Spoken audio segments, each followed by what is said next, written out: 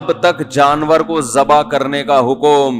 یہ تمام آسمانی مذاہب میں موجود تھا، لیکن یہودیوں اور عیسائیوں کے جو مفکرین تھے، جس طرح آج ہمارے ہاں بھی بہت سے مفکرین پیدا ہو گئے ہیں، انہوں نے ایکچولی کر کے نا اصل میں قربانی کا جو فلسفہ تھا، ایکچولی مقصد تو یہ ہے کہ کسی کا گوشت کھا لے، تو ایکچولی اگر ہم کسی کے ساتھ تعاون کریں، ایکچولی آج کل بے روزگاری ہے، تو آپ دیکھیں ایک اتنا موٹا جانور 1-1.5-2 لاکھ کے جانور لانے سے بہتر ہے کہ کسی غریب کے منہ میں 2 نوالے رکھ دیں، تو کیوں نہیں؟ اور پھر جانور ذبح ہوتا ہے، خون، اور پھر جانور کو گرانا، اور پھر اچھے پڑھے لکھے لوگ وہ گائے کے ساتھ کھڑے ہوئے ہیں، اچھے نہیں لگ رہے بالکل بھی، تو وہ یہ، اور پھر ان جانوروں کو کاٹنے میں کیا فائدہ ہے بھائی، اس سے گوشت مہنگا ہو جاتا ہے، تو یہ کرا کے اپنے دین اور مذہب، جیسے ہمارے یہاں غامدی صاحب، معذرت کے ساتھ، تو ہمارے یہاں ذرا لیٹ پیدا ہوئے ہیں، ان کے ہاں جلدی پیدا ہو گئے تھے، یعنی اس قسم کے جو مفکرین ہیں وہ تھوڑا سا ہمارے ہاں اب پیدا ہو رہے ہیں، اسپیڈ کے ساتھ ہو رہے ہیں، ان کے ہاں اس قسم کے مفکرین پہلے پیدا ہو چکے تھے،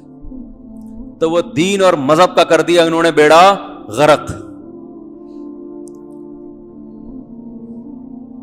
ان کے علماء بھی اسی رو میں بہہ گئے، عوام کو خوش کرنا۔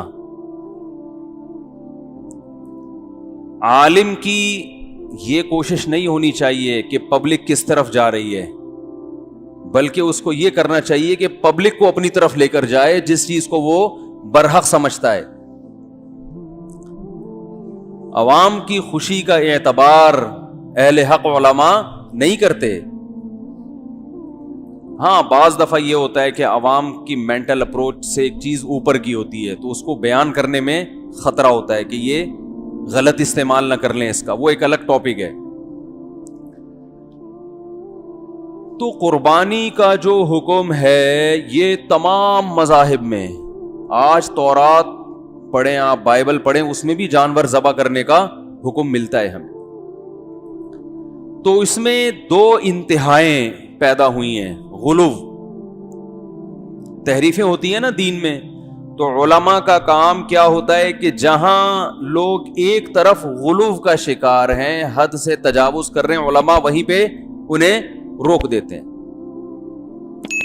حضرت مفتی محمد شفیع صاحب رحمہ اللہ سے کسی نے کہا نا کہ یہ مولوی اپنے آپ کو دین کا ٹھیکیدار سمجھتے ہیں، یہ بتاتے ہیں کہ یہ ہمیں بتائیں گے کہ قرآن و حدیث کا مطلب کیا ہے، تو یہ ٹھیکیدار کب سے بنے ہوئے ہیں؟ یہ آج کل علماء کو بہت تانا دیا جاتا ہے کہ ہم ان سے کیوں سیکھیں۔ حضرت مفتی محمد شفیع صاحب جو بہت بڑے عالم تھے، حضرت مفتی تقی عثمانی صاحب کے والد، انہوں نے فرمایا ٹھیکیدار نہ سمجھیں، چوکیدار ہی سمجھ لیں۔ ہم دین کے ٹھیکیدار نہیں، لیکن چوکیدار بہرحال ہیں۔ قرآن و سنت کے نام پہ کسی غلط چیز کو اندر آنے نہیں دیں گے، اسلام میں نہیں آنے دیں گے۔ آج صبح ایک فتویٰ پڑھا کسی امریکہ میں یا UK میں کسی مشہور عالم کا، ان محترم نے یہ فتویٰ دیا کہ لاک ڈاؤن کی وجہ سے بے روزگاری بہت زیادہ بڑھ گئی ہے، خاص طور پر انڈیا میں، اور قربانی میں مشکلات بھی ہیں، تو قربانی کے بجائے آپ کسی غریب کو یا کسی بے روزگار کو اس کے ساتھ تعاون کر لیں۔ اور پھر ایک روایت بھی بھیجی، سعید ابن مسیب رحمہ اللہ تعالی بہت بڑے تابعی ہیں، ان کا ارشاد ہے کہ میں کسی غریب کو 3 درہم دے دوں، یہ مجھے قربانی کرنے سے زیادہ محبوب ہے۔ دلائل سب کو سب طرح کے مل جاتے ہیں، جب کوئی بندہ ایک سمت میں چلنا شروع ہوتا ہے نا، تو اس کو اپنے مطلب کے دلائل مل جاتے ہیں۔ عوام حوالوں سے متاثر ہوتی ہے، بھائی کتاب کا ریفرنس بھی المحلہ، حدیث کی کتاب، ریفرنس بھی سعید ابن مسیب، بہت بڑے تابعی، ان کا ریفرنس بھی، تو کمنٹس میں لوگوں نے بڑا اپریشیٹ کیا ان کو، ماشاءاللہ زندہ باد۔ تو مجھے وہ امریکہ سے کسی نے بھیجا کہ بھائی یہ کیا ہے، تو میں نے کہا اللہ کے بندو، پہلے انہی سعید ابن مسیب کا دوسرا قول بھی دیکھ لو، مصنف عبد الرزاق میں،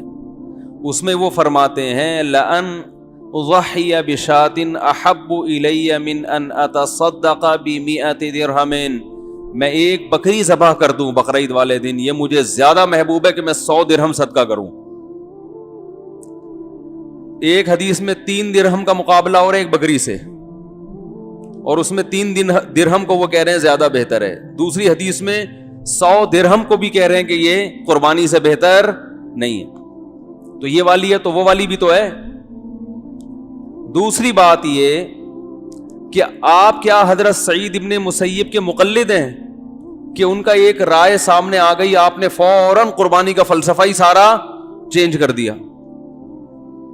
سب سے پہلے رسول اللہ صلی اللہ علیہ وسلم کا عمل، 10 سال آپ صلی اللہ علیہ وسلم نے قربانی کی ہے، حالانکہ اس وقت غربت جس انتہا کو پہنچی ہوئی تھی، آج ہم لاک ڈاؤن کے باوجود اس کا تصور نہیں کر سکتے۔ خود نبی کے گھر میں 40 دن چولہا نہیں جل رہا ہوتا تھا،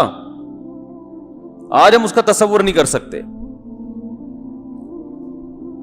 اور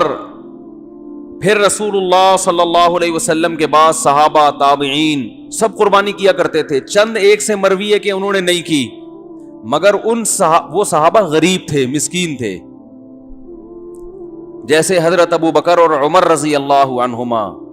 ان کے بارے میں روایات میں آتا ہے کہ یہ قربانی نہیں کیا کرتے تھے،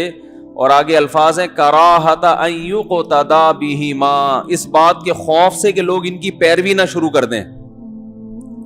تو بعض حضرات نے اس بات کو دلیل کے طور پہ پیش کیا ہے کہ قربانی کرنا واجب نہیں ہے، کیونکہ ابو بکر و عمر نے باقاعدہ جان کر نہیں کی، اور وجہ یہ بیان کی جا رہی ہے کہ لوگ ان کی پیروی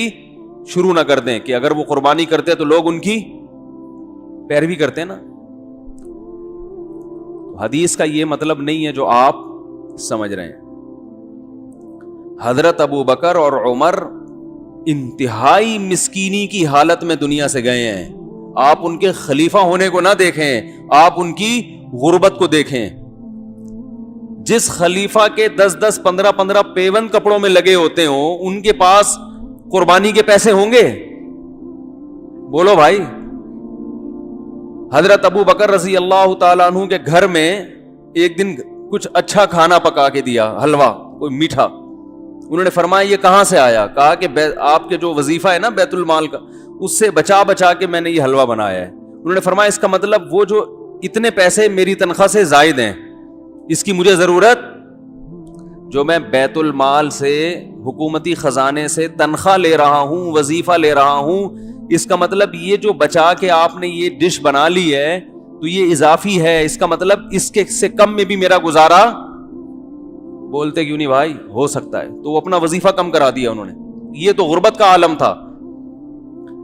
تو حضرت ابو بکر اور عمر رضی اللہ تعالیٰ عنہ نے اپنے دور خلافت میں قربانی خود اس لیے نہیں کی، روکا نہیں کسی کو، خود نہیں کر رہے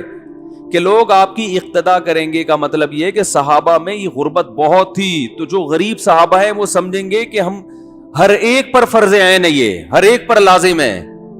کیونکہ جب یہ 2 حضرات کر رہے ہیں تو یہ تو مقتدا ہے نا۔ تو جن کے گھر میں کھانے کو روٹی نہیں ہے، جو بیچارے مٹی سے ملا دیا بھوک نے ان کو، وہ بھی بیچارے قرضے لے کے مجبور ہو کے کریں گے، تو اس خوف سے حضرت ابو بکر اور عمر نے نہیں کی۔ ورنہ یہ ممکن ہے کہ ایک چیز نبی صلی اللہ علیہ وسلم نے پابندی سے کی ہو، 10 سال تواتر سے کیا ہو ایک عمل، اور حضرت ابو بکر اور عمر باقاعدہ نہ کر کے لوگوں کو ترغیب دیں کہ نہیں کیا کرو، یہ عملی طور پر ممکن ہے کیا؟ نہیں آ رہی بات۔ خلفائے راشدین تو سنت پہ حریص تھے، جو کام نبی نے کیا وہ تو لوگوں کو اور زیادہ ترغیب دیتے تھے، تو صاف پتہ چلتا ہے کہ آپ یہ چاہتے ہیں کہ لوگ غریب پہ قربانی کو واجب، بولو بھائی، نہ سمجھیں، اور ہم بھی یہی کہتے ہیں کہ غریب آدمی پر قربانی واجب نہیں ہے، یہ مالداروں کا کام ہے۔ تو یہاں ایک ٹیکنیکل غلطی لوگوں سے ہوتی ہے کہ لوگ کہتے ہیں ہم تو مالدار ہیں نہیں۔ اب یہ بھی ممکن ہے آپ کہیں کہ چلو یہ تو ثابت ہو گیا کہ مالداروں پر لازم، بولو بھائی، نہیں ہے۔ سوری غریب پر لازم نہیں ہے، تو ہم تو کیا ہیں؟ غریب ہیں. تو یاد رکھو آپ کا غربت کا دعویٰ یہ اس میں آپ کی رائے کا اعتبار نہیں ہے، کیونکہ ہمارے سابق